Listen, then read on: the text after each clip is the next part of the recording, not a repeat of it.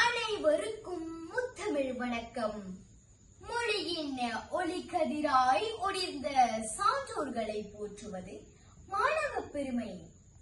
இன்று 3 வள்ளுவரில் இருந்து நான் மாணவி விகாஷினி மதன்ராஜ் தொல்காப்பியரை பற்றி பேச வந்துள்ளேன். இலக்கணத்தின் முன்னோடியாக விளங்கிய தொல்காப்பியர் தமிழின் ஒழுங்கையும் அழகையும் காப்பாற்றினார்.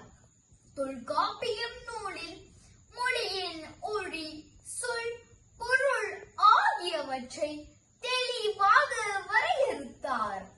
சங்க பாடல்களின் அமைப்பு, சொற்களின் தேர்வு, வாக்கிய முறைகள் எல்லாம் இவரின் வழிகாட்டுதலால் சிறப்பாக உருவாகின.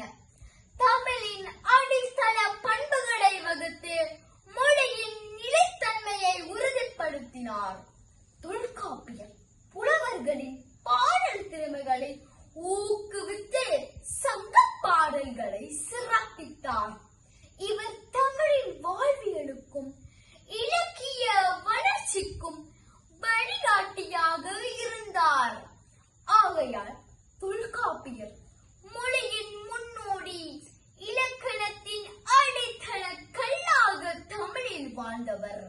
இவ்வாறு தமிழை தாங்கிய சான்றோர்கள் வாழ்வின் வழிகாட்டிகள், மொழியின் காவலர்கள்.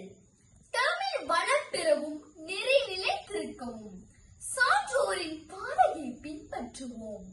வாழ்க தமிழ், வளர்க தமிழர்.